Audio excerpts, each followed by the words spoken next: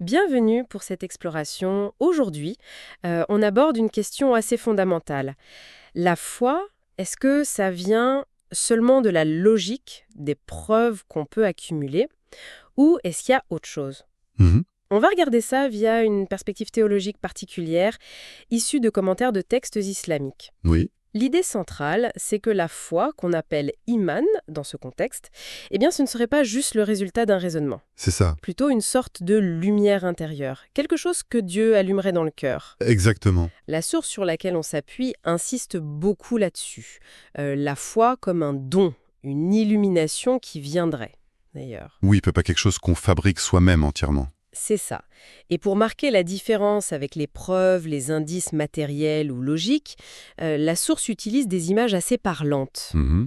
Les preuves qui mènent à la connaissance de Dieu, ce qui est appelé marifetoula, une forme de connaissance directe, expérientielle, elles sont comparées par exemple à l'air. Ah oui, Oui, on le sent, mais on ne le voit pas.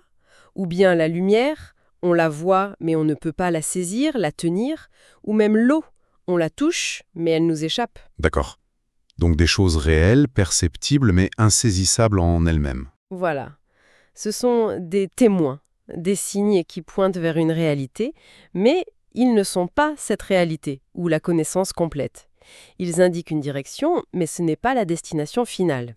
Effectivement. Et c'est là que ça devient particulièrement intéressant. Parce que ces preuves externes, qu'elles viennent de l'observation de la nature, de la raison, même de la science, elles sont importantes, hein. Elles sont reconnues. Oui, elles ne sont pas rejetées. Pas du tout. Mais la source dit qu'elles sont insuffisantes, toutes seules. L'image utilisée, c'est celle du bois sec. Du bois sec. Oui, du bois sec. Prête à s'enflammer, mais il reste inerte s'il n'y a pas l'étincelle. Ah, je vois. Toute la connaissance qu'on accumule, cette connaissance de Dieu obtenue par la réflexion, l'étude, l'observation, eh bien, elle doit être enflammée par une action divine pour devenir cette foi vivante, cette certitude intérieure, l'iman. Donc l'intellect rassemble les matériaux. C'est ça. L'intellect collecte, il prépare. Mais la transformation en conviction profonde, ça relève d'autre chose, d'une intervention. Il y a une autre image qui est donnée, Oui, celle de l'abeille.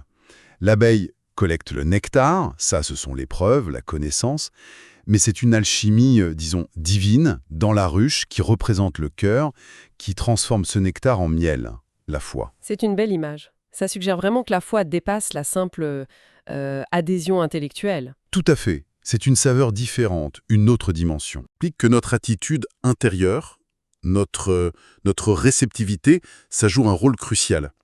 Il y a une notion de se tourner vers, d'orientation volontaire. Mhm. Il faudrait aborder les sources de connaissances, que ce soit la nature, ou des textes comme le Coran, ou les commentaires de Rizal Nour mentionnés dans la source, il faudrait les aborder avec une certaine disposition, Laquelle? sans préjugés trop forts, sans arrogance intellectuelle, éviter une posture de critique systématique, ou une sorte d'impatience, de vouloir forcer la compréhension. D'accord. Par exemple, si on aborde le Coran en se disant d'avance ce n'est qu'un livre humain, ça pourrait fermer la porte? C'est exactement l'idée. Ça empêcherait de percevoir cette lumière potentielle dont parle la source. L'attitude initiale conditionne beaucoup la réception. Donc cette question d'ouverture, d'humilité, elle est vraiment centrale. Essentielle, oui. Il faut, selon cette vision, ouvrir son cœur aux preuves. Un peu comme on tourne son visage vers le soleil pour en sentir la chaleur et la lumière. On ne crée pas le soleil, mais on s'y expose. Je comprends. La source parle aussi de l'impact que peuvent avoir certaines expériences fortes. Rencontrer une personne qui incarne cette foi profonde, ou faire un pèlerinage, comme le Hajj par exemple. Oui, des expériences marquantes. Mais et c'est important, leur efficacité pour transformer quelqu'un dépendrait toujours de cette disposition intérieure. L'expérience seule ne suffit pas. C'est la rencontre entre l'expérience et un cœur humble, ouvert, qui reconnaît que l'illumination vient d'ailleurs, c'est ça qui permettrait le déclic. D'accord. Il y a aussi une petite allusion à l'idée de nettoyer le chemin, c'est-à-dire écarter les obstacles mentaux, les fausses croyances, les attachements excessifs, pour laisser la place à cette compréhension divine. D'accord. Donc, si on essaye de résumer un peu cette perspective, la foi authentique, l'imon, ce serait le fruit d'une synergie en quelque sorte. Oui, Une synergie. D'un côté, l'effort humain, chercher, réfléchir, observer, étudier, mais le faire avec humilité, avec un cœur ouvert. C'est ça, la partie qui nous incombe. Et de l'autre côté, l'action divine, qui est décisive, le don de cette lumière intérieure, cette certitude qui va au-delà du simple savoir accumulé. Exactement. Ce n'est donc pas quelque chose qu'on pourrait construire entièrement soi-même, juste par la force de la raison ou de la volonté. Il y a une part de don, de grâce. C'est très clair. Et ça ouvre une réflexion intéressante, je trouve, même au-delà du cadre théologique strict de notre source. Ah oui, laquelle? On pourrait se demander, cette interaction qu'on a décrite entre la recherche externe, accumuler du savoir, vivre des expériences, et puis la disposition interne, l'ouverture, l'humilité, la capacité à accueillir ce qui nous dépasse peut-être, est-ce que cette dynamique ne pourrait pas nous éclairer sur notre façon de chercher une compréhension plus profonde dans d'autres domaines?